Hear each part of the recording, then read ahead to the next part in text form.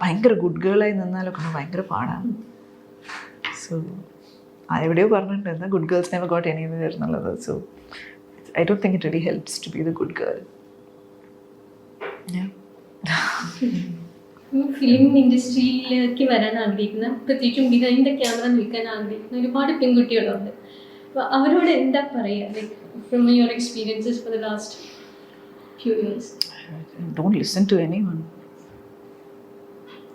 Just do what your instinct tells you. അത് തന്നെയാണ്. And പിന്നെ ഈ പറയുന്ന സോഷ്യൽ ആയിട്ടുള്ളൊരു സിറ്റുവേഷനിൽ that is the most difficult thing actually. എല്ലാവരുടെയും സമ്മതം എടുത്തിട്ട് ഈ ഇൻഡസ്ട്രിയിലേക്ക് വരുന്നൊരു കാര്യം. ഐ തിങ്ക് ഇനി അങ്ങോട്ടേക്ക് ഇൻഡസ്ട്രിയിൽ കയറി വർക്ക് ചെയ്യാനുള്ള കാര്യങ്ങൾ എന്തായാലും ബെറ്റർ ആവാനാണ് സാധ്യത. ബട്ട് ഈ ഒരു medium to come into it for the right reasons. ഇവിടുത്തെ ഗ്ലാമറും അതും ഇതൊന്നുമല്ല. ഇറ്റ് ഈസ് മച്ച് മോർ ആ ഒരു ക്രിയേറ്റീവ് എക്സ്പീരിയൻസ് ആണ്. അതിൽ പാഷനറ്റ് ആയിട്ടുള്ള ആൾക്കാരാണ്, അവരാണ് നിലനിൽക്കുക ഇതിൽ. സോ ആ ഒരു സ്വന്തം ആയിട്ടുള്ളൊരു ഒപ്പീനിയൻ അത് ഉറപ്പായിട്ട് വേണം. You need to have a voice. വെറുതെ സംസാരിക്കാൻ വേണ്ടിയിട്ട് സംസാരിക്കരുത്. എന്തെങ്കിലും പറയാനുണ്ടെങ്കിൽ സംസാരിക്കണം. അതേപോലെയാണ് ഫിലിമിലും. I think you have something to say, you have something to communicate, then you make a film about it. And not just, to do it. Because especially as girls, ഒരുപാട് സ്പേസസ് ഉണ്ട് ഇതുവരെ കഥ പറച്ചിലെത്താത്ത സ്ഥലങ്ങൾ കുറേ ഉണ്ട്. അതിലേക്കൊക്കെ നമ്മൾ എത്തിക്കണം ശരിക്കും. ആ പെർസ്പെക്റ്റീവ്സ് നമ്മൾ കൊടുക്കണം. That would be nice. But more than anything, believe in yourself and don't listen to anybody who says you can't do it and that and this. കുറച്ച് നന്നായിട്ട് ഡിഫൈൻഡ് ഒക്കെ ആവണം. ഈ ഗീതു മോഹൻദാസിൻ്റെ ഒരു ടോക്സിക് എന്ന് പറഞ്ഞൊരു മൂവിയുടെ ടീസർ ഇറങ്ങിയ സമയത്ത് ഒരുപാട് ക്രിറ്റിസിസംസ് വന്നിട്ടുണ്ട്. ഫ്ലാഷ് ആയിട്ടുള്ള വിഷ്വൽസ് ആണ്. ഇപ്പോൾ WCC അതിനൊരു പറയാൻ എന്തുകൊണ്ടാണ് എക്സ്പ്ലനേഷൻ കൊടുക്കണം എന്നുള്ളത്. അപ്പോൾ അതിനെ പറ്റിയിട്ട് എന്തെങ്കിലും WCC എക്സ്പ്ലനേഷൻ കൊടുക്കുകയോ? പടം വരട്ടെ. That's what I would like to say. Because I'm also curious, what is this film about, പടം വന്നിട്ട് നമുക്ക് അതിനെക്കുറിച്ച് പറയാം. I think that'll be better.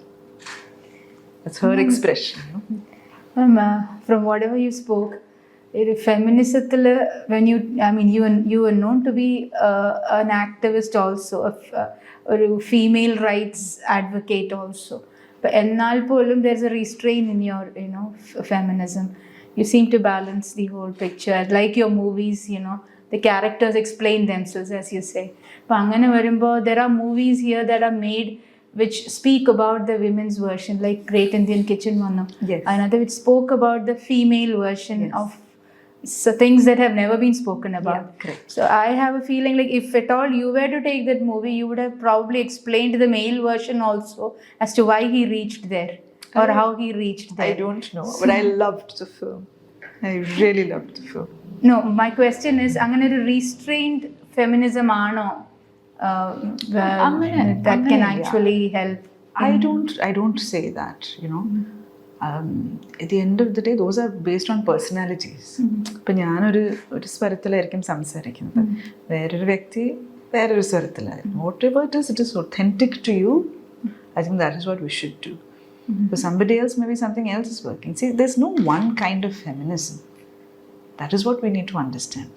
ഇത് ചെയ്താൽ നിങ്ങൾ ഫെമിനിസ്റ്റ് ആണ്, ഇത് ചെയ്താൽ നിങ്ങൾ ഫെമിനിസ്റ്റ് അല്ല എന്നില്ല. There are multiple kinds of feminisms. And just high time we hold space for all of it. You cannot be ഒരു ബോക്സിൽ നമ്മൾ പുറത്തേക്ക് കിടക്കുന്നത് വേറൊരു ബോക്സിൽ കയറി ഇരിക്കാൻ വേണ്ടിയിട്ടല്ലല്ലോ. You need to get out of all of these boxes. That's the point of it.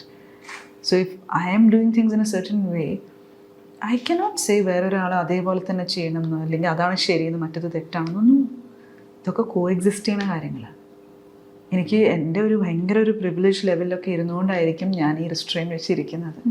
വേറൊരാൾക്ക് ആ റെസ്ട്രെയിൻ വെച്ചിരുന്നാൽ അവർ വിക്ടിമൈസ് ആയി പോയിരിക്കും. This may be part of the privilege I have that I can afford to say things in a restrained way. Somebody else may have to really bring out their voice. So then that is right for that person. WCCക്ക് അങ്ങനെ ഒരു criticism കിട്ടിയിരുന്നു. Like for example, during the Hema committee report, when we spoke to wide range of women in cinema, they were saying, WCC, they are a class of, privileged, as you said. actors or directors or technicians who can afford to speak like this, but ground reality is different. It's true. It's true. I agree completely. And see, there is something called, there is the privilege you are born with, and there's a privilege that you've earned. Okay, It's true. and there's a privilege that you get when you're doing this kind of work also. ഞങ്ങൾക്ക് അതൊക്കെ ഉണ്ട്. Not all of us are born into the same circumstances, but everybody here has earned privilege. അവരുടെ journey കാരണം ഒരു സ്ഥാനത്ത് എത്തിയിട്ടുള്ള ആൾക്കാരാണ് അതിലുള്ള എല്ലാവരും തന്നെ. അപ്പോൾ ആ ഏൺ പ്രിവിലേജ് ഉറപ്പായിട്ടുമുണ്ട്. പിന്നെ അത് കൂടാതെ when you start speaking for a cause and you're getting a certain visibility, there's another layer of privilege which is coming. So it's much easier for somebody inside WCC to put their point across because there is a space to do that. Whereas അതിനൊന്നും ഇല്ലാത്ത ഒരാൾക്ക് സംസാരിക്കണമെങ്കിൽ it is still difficult. It's not easy. So that's true what you're saying. But at the same time, that is not something using your privilege to try and improve things. That is the point. Privilege ഉള്ള ഒരുപാട് പേര് മിണ്ടാതെ ഇരിക്കുന്നുണ്ടല്ലോ.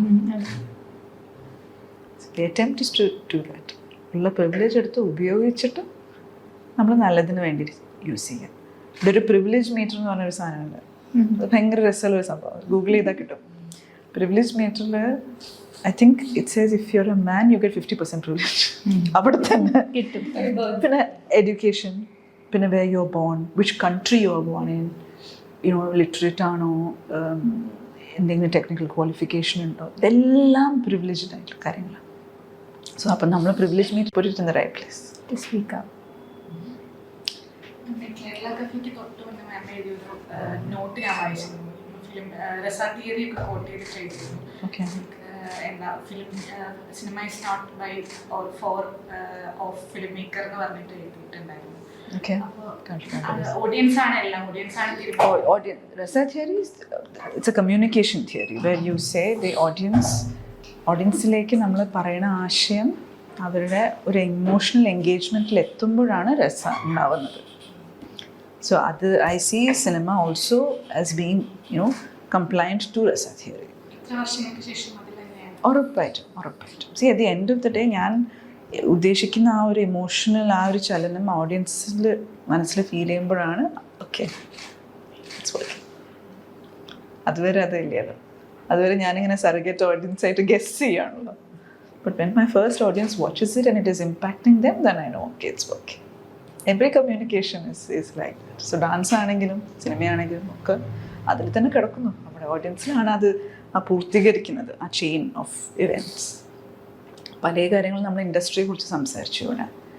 But I would really like to say one more thing that one of the most important factors in industry is the audience. And ഈ പറയുന്ന കാര്യങ്ങളിലൊക്കെ ഓഡിയൻസിനും ഒരു റോളുണ്ട്. അത് അവർ ചിന്തിക്കണം. നാളെ വേറൊരു ഇൻ്റർവ്യൂവിൽ പറഞ്ഞു സ്ത്രീപക്ഷ സിനിമ വരുന്നു, സ്ത്രീകളുള്ള സിനിമ വരുന്നു, സ്ത്രീകൾ എടുക്കുന്ന സിനിമ വരുന്നു, പക്ഷേ തിയേറ്ററിൽ ഓടുന്നില്ല, കാണുന്നില്ല. എത്ര സ്ത്രീകൾ ഫസ്റ്റ് ഡേ ഫസ്റ്റ് ഷോ പോയിട്ട് പടം കാണുന്നുണ്ട്? അതവർ ചെയ്യുകയാണെങ്കിൽ എത്ര വ്യത്യാസം വരും. കൂടുതൽ സ്ത്രീപക്ഷ സിനിമ ഉണ്ടാവണമെങ്കിൽ അത് സ്ത്രീകൾക്ക് ആവശ്യം വേണ്ട അങ്ങനെ ഒരു സിനിമ. അവരാ പടം ഹൗൾഡ് ഓവർ ആവണതിന് മുമ്പേ പോയി കണ്ടിട്ടുണ്ടെങ്കിൽ അതൊരാഴ്ച തിയേറ്ററിൽ നിൽക്കും. ഇതിൻ്റെ ഒരു ഡൈനമിക്സ് അങ്ങനെയാണ്. 3 days പടം ഓടിയിട്ടില്ലെങ്കിൽ it will be thrown out. അതിന് സൺഡേ കഴിഞ്ഞിട്ട് കാണണമെങ്കിൽ ആ പടം അവിടെ ഉണ്ടാവണ്ടേ. ആക്ടിവിസ്റ്റ് മോഡ്, അഞ്ജലിയുടെ ഒരു ക്രിയേറ്റീവ് മോഡിനേക്കാൾ അപ്പർ ഹാൻഡ് കിട്ടുന്നുണ്ട് ദീസ് ഡേയ്സ് എന്നൊരു ഒരാൾ പറഞ്ഞാൽ. ബിക്കോസ് ആ ചോദ്യം വരുന്നത് യുവർ ലാസ്റ്റ് 2 ഫിലിം ഒരു ഫീമെയിൽ ഓറിയൻറ്റഡ് ഫിലിംസ് ആണ്. അതുവരെ ചെയ്തിരുന്ന ഫിലിംസിൽ നിന്ന് ടോട്ടലി ഡിഫറെൻ്റ് ആയിട്ടുള്ള 2 ഫിലിംസ് ആണ്. അപ്പോൾ അതുകൊണ്ടാണ് അങ്ങനെ ഒരു ചോദ്യം വരുന്നത്. I'll tell you, ഞാൻ ആദ്യമായിട്ടാണ് ഐ തിങ്ക് ദിസ് ഹോൾ കളക്റ്റീവിൻ്റെ ഒരു എക്സ്പീരിയൻസ് ഉണ്ടല്ലോ. That's been a very remarkable experience. Because അതെ എന്താ വെച്ചാൽ ഇതിലേക്ക് വരുമ്പോൾ നമ്മളിതൊന്നും ചിന്തിച്ചിട്ടില്ല വരുന്നത്. But having come in here very strong vocal opinionated women everybody. And ഇതിലൊരു ഹൈറാർക്കി ഇല്ല. Everybody is got their opinions and everyone all say it. But how do you work in a collective? And ഞാനാണെങ്കിൽ ഒരു writer director ആയിട്ടുള്ള ഒരാൾ, so I'm very use to a certain hierarchy. അപ്പോൾ ഇതിൻ്റെ ഇടയിൽ വന്നിട്ട് നമ്മൾ you working as a volunteer, അപ്പോൾ അതെല്ലാം പുറത്ത് വിട്ടിട്ട് വേണം ഇതിലേക്ക് വരാൻ. സോ എനിക്ക് ഭയങ്കര ഒരു ലേണിംഗ് ആയ ഒരു എക്സ്പീരിയൻസ്. ഞാനിതിൽ വർക്ക് ചെയ്യണ, എൻ്റെ കൂടെ വർക്ക് ചെയ്യണ വ്യക്തികളുടെ അടുത്ത് നിന്ന് ഒരുപാട് പഠിക്കാൻ സാധിച്ചിട്ടുണ്ട്. Especially there are some of them who are academicians, who are teachers, people like Asha, didi, ഇവരൊക്കെ ഭയങ്കര ജെൻറ്റിലായിട്ടുള്ള രീതിയിൽ നമ്മളെ പഠിപ്പിച്ച് തരും ഇതിൻ്റെ ഒരു രീതി എങ്ങനെയാണ്. ആൻഡ് ഹൗ കമ്മ്യൂണിക്കേഷനിൽ പോലും വയലൻ്റ് അല്ലാതെ എങ്ങനെ കമ്മ്യൂണിക്കേറ്റ് ചെയ്യാം. നമുക്ക് നമ്മുടെ ഇടയിൽ തർക്കങ്ങളുണ്ടെങ്കിലും how I can hold space for you and still have my opinion. There is a lot of respect in all that. അപ്പോൾ അത് ഒരുപാട് പഠിക്കാൻ സാധിച്ചിട്ടുണ്ട് ശരിക്കും. And I really celebrate that space. So I think that's really motivated me. ഒരു പക്ഷേ അതായിരിക്കാം ഈ കഥകൾ ഇങ്ങനെ വരാനും കാരണം. So that really transformed you as a filmmaker also. I think there are so many experiences that go into you, so this is one of them, definitely. So it does not transform you completely as a filmmaker, but it makes me interested in dynamics between women, definitely. ആ ഒരു കാര്യത്തിൽ എന്തായാലും the collective experience has been very, very strong. I don't have sisters. I'm the only girl in my home.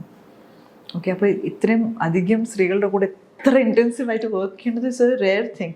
I would never have thought that I would last for so long, but it's been a positive experience. So it's lasted. But അതിന് ഭയങ്കര ഡിഫറെൻറ്റാണ്. Dynamics are very, very different. Next film Nazriya വെച്ചിട്ടൊരു film, അത് ഞാനും കേട്ടു, ആരും എന്നോട് പറഞ്ഞില്ല. ഇടയ്ക്കിടയ്ക്ക് കേൾക്കാം ഇങ്ങനത്തെ ഒരു, ബട്ട് ഇപ്പോഴും എഴുത്തിനാണ്, not into casting yet.